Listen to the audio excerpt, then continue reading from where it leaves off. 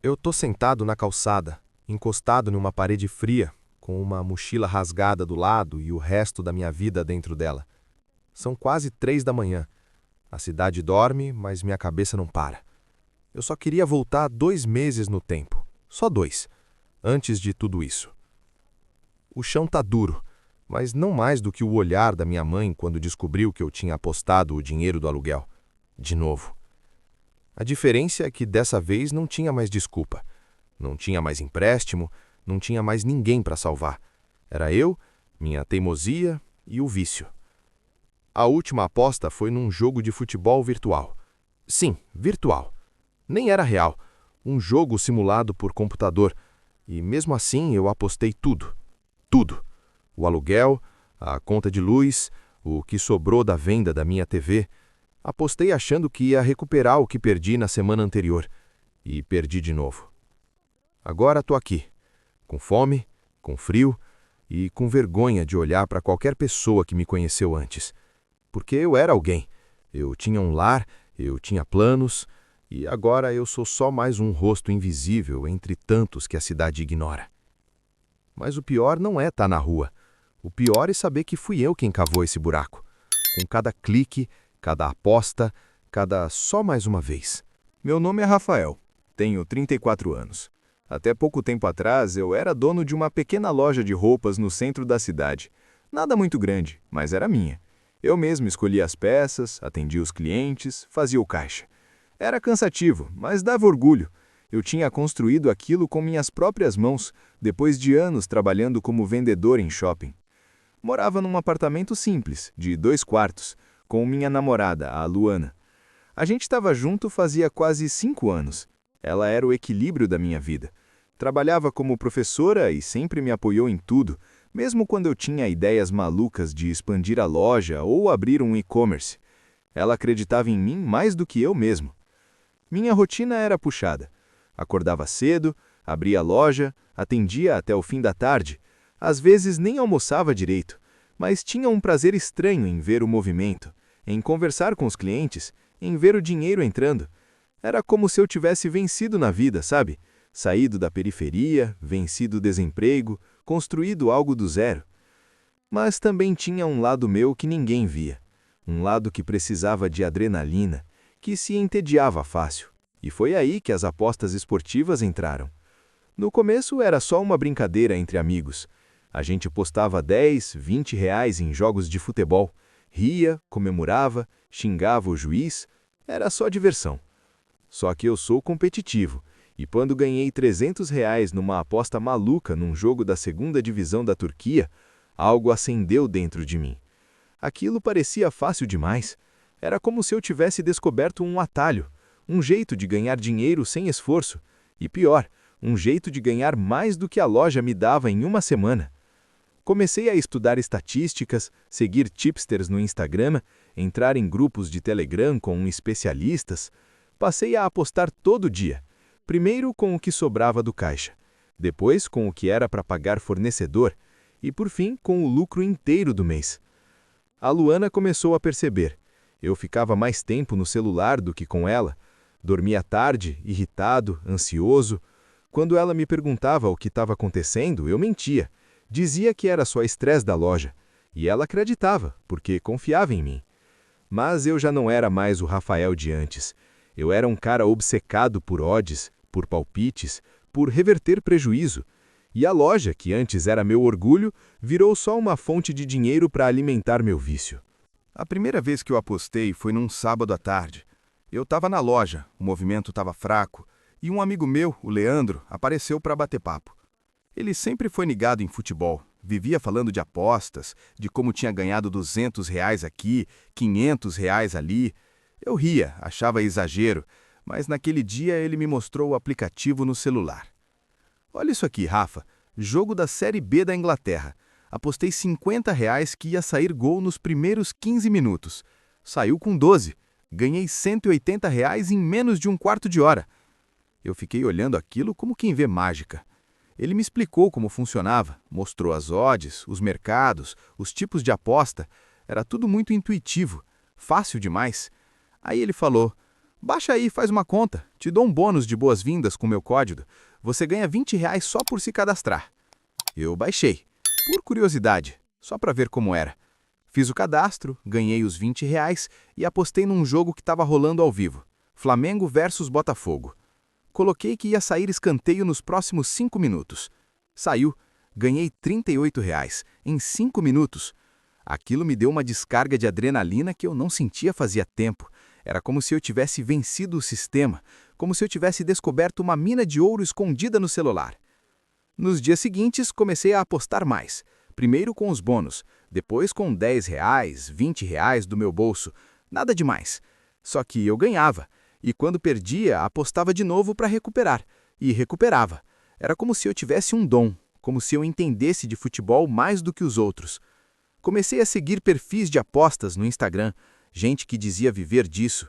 Carros de luxo, viagens, boletos de R$ 10 mil. Eu queria aquilo, queria sair da rotina da loja, da pressão de pagar fornecedor, de depender de cliente entrando pela porta. Apostar parecia mais fácil, mais rápido, mais excitante. O Leandro me adicionou num grupo de Telegram. Lá os caras mandavam palpites o dia inteiro. Jogos da Europa, da Ásia, até da Nicarágua. Eu nem sabia que existia campeonato na Nicarágua, mas apostava, porque os caras garantiam que era certo. Em menos de um mês, eu já estava apostando todo dia. No almoço, no banheiro, entre um cliente e outro. Comecei a esconder da Luana. Apagava o histórico, silenciava os grupos.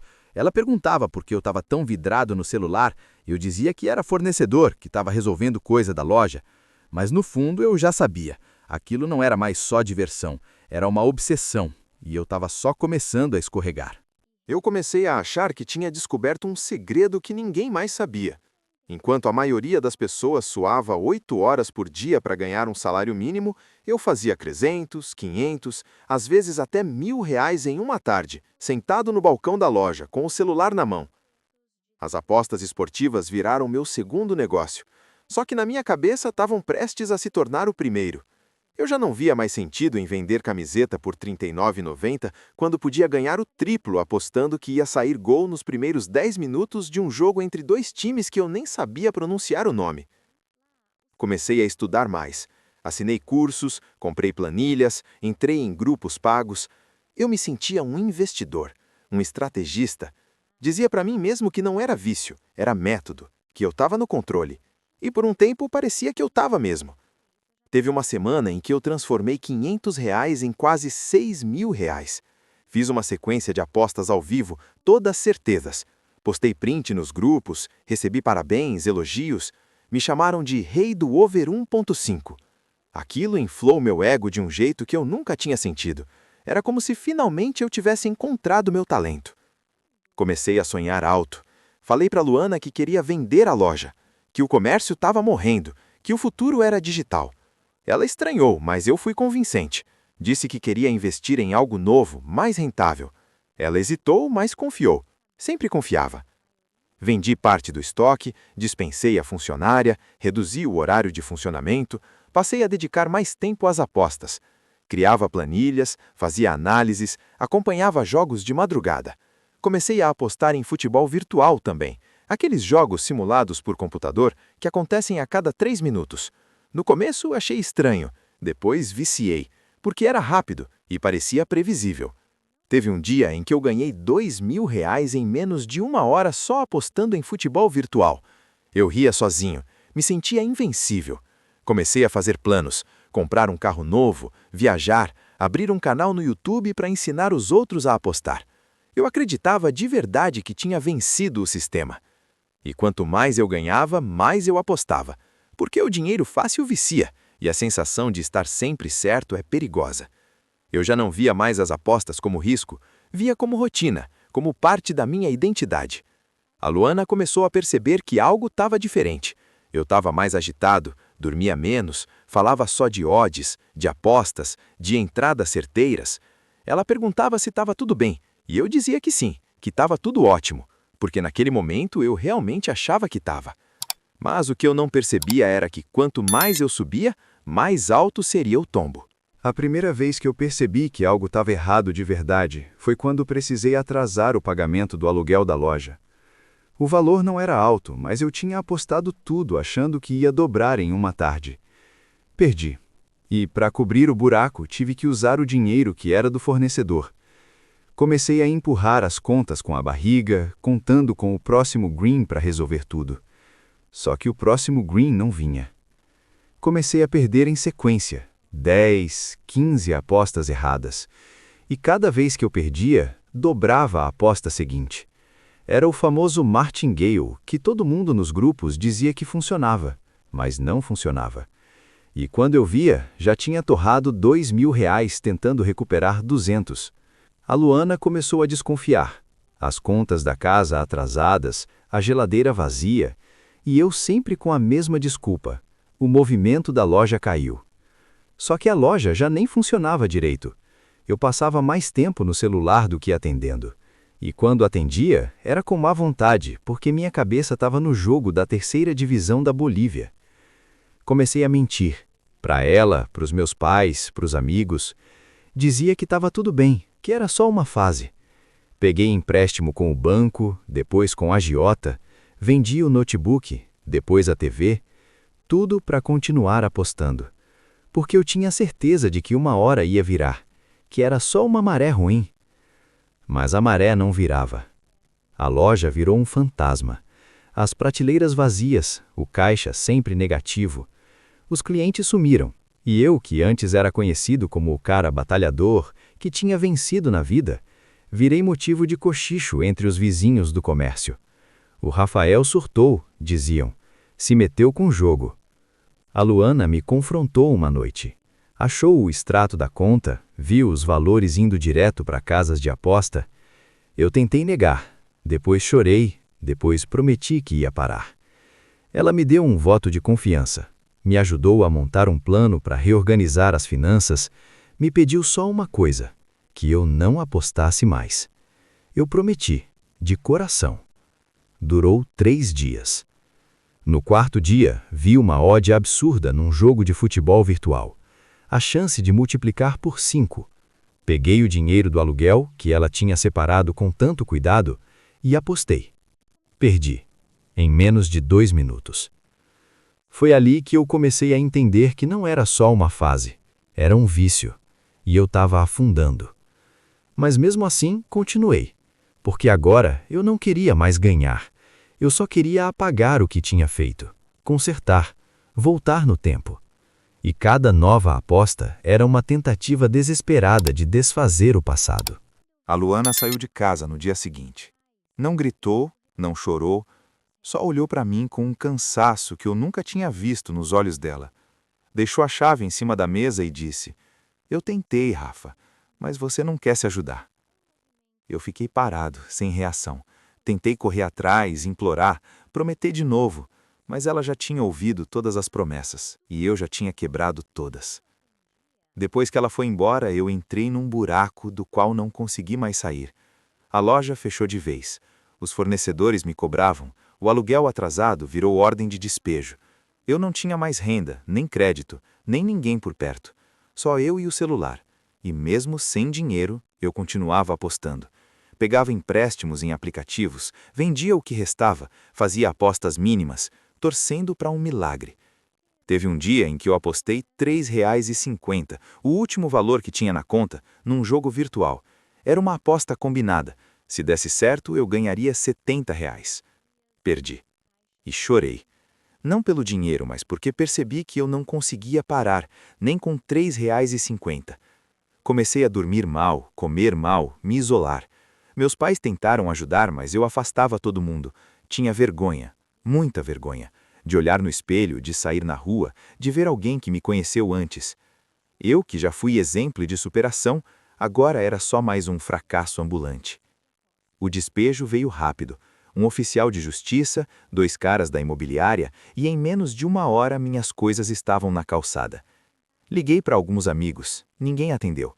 Mandei mensagem para Luana, ela visualizou, mas não respondeu. Naquela noite dormi num banco da praça, com a mochila no colo e o coração em pedaços. O frio era cortante, mas o pior era o silêncio.